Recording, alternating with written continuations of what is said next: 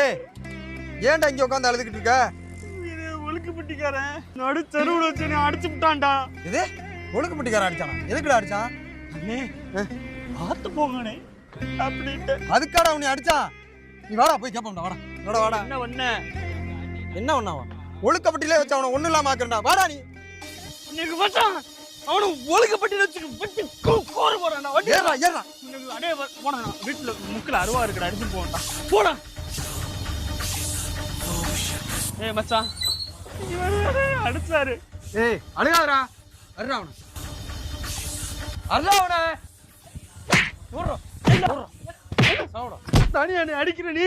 புறா அவனை டேய். ஏய் விடாதடா டேய். மச்சான் அவன் ஊர்க்காரங்க வந்தாடா. வண்டி ஏறுடா வண்டி ஏறுடா.